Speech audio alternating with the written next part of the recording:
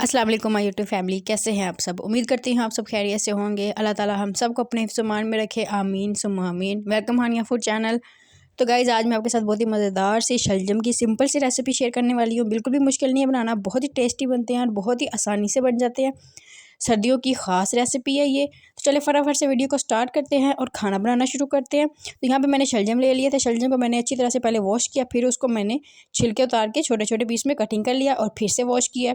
साथ में मैंने ले लिया है टमाटर, प्याज, हरी मिर्च और लहसुन अदरक का पेस्ट। तो यहाँ पे देचकी ले लेंगे। देचकी में ऐड कर देंगे घी या कुकिंग ऑयल, जो भी आप यूज़ करते हैं। हाफ़ कप यूज़ करूँगी मैं, क्योंकि मेरे पास जो सब्ज़ी है वो थोड़ी है। तो घी जैसे ही गर्म होगा, इसमें मैं कटा हुआ प्याज ऐड कर दूँगी। वन मीडियम साइज़ का प्याज लिया था मैंने। प्याज को छोटा छोटा काट लिया है। प्याज को ऐड कर देंगे और इसको हमने सॉफ्ट करना है, हल्का हल्का सा ब्राउन करना, बहुत ज़्यादा कलर चेंज नहीं करना प्याज का। तो यहाँ पे प्याज को जो है अच्छी तरह से हम भून लेते हैं, ताकि प्याज जो है वो सॉफ्ट हो जाए।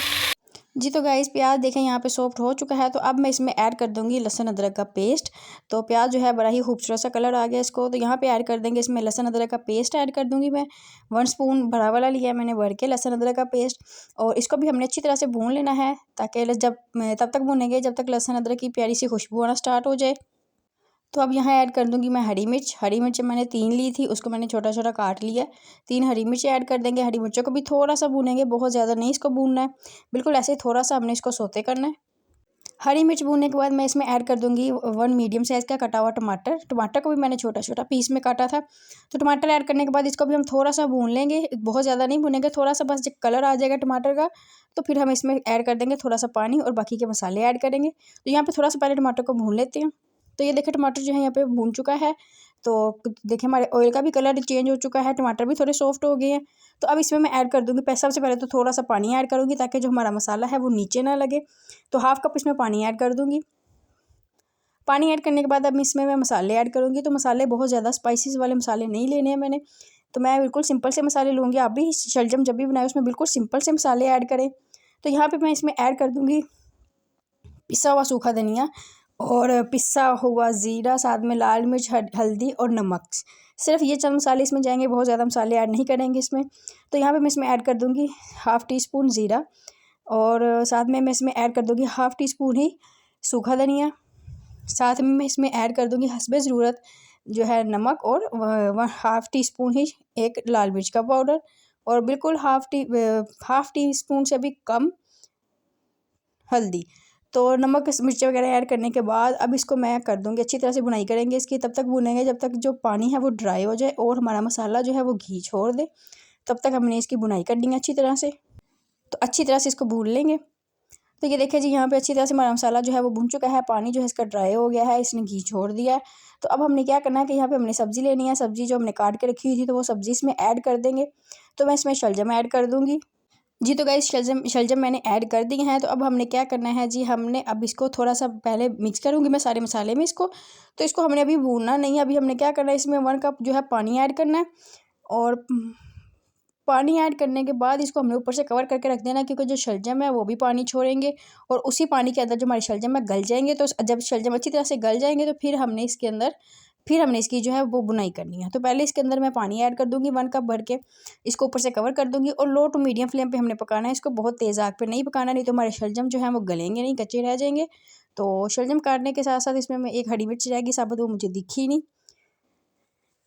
तो चलिए देखिए गाइज़, यहाँ पे 20 मिनट हो चुके थे इसको पकते हुए और देखिए अभी थोड़ा थोड़ा सा इसमें पानी है, और लेकिन जो शलजम है वो गल चुकी हैं अच्छी तरह से। तो अब मैं क्या करूँगी, किसी भी चीज़ के साथ जो शलजम है इनको अच्छी तरह से मैश कर लूँगी, क्योंकि शलजम जो है वो खड़े खड़े बिल्कुल भी अच्छे नहीं लगते हैं, ऐसा लगता है जैसे आलू बनाए हों।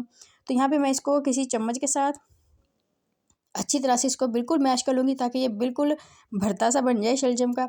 तो यहाँ पे मैं इसको दूसरा वाला गोल वाला चम्मच ले लेती हूँ और उसके साथ इसको अच्छी तरह से मैश करती हूँ, और ऊपर से दबाई जाएगी हम चम्मच को, तो ये शलजम जो है वो खुद ब खुद मैश होना स्टार्ट हो जाएंगे, क्योंकि ये बिल्कुल गल चुके हैं। तो इसको अच्छी तरह से मैश कर लेंगे। जी, तो गाइस ये देखें, यहाँ पे जो है मैंने सारे शलजम जो है उनको मैश कर लिया है अच्छी तरह से, और अब इसकी अच्छी तरह से हमने भूनना है।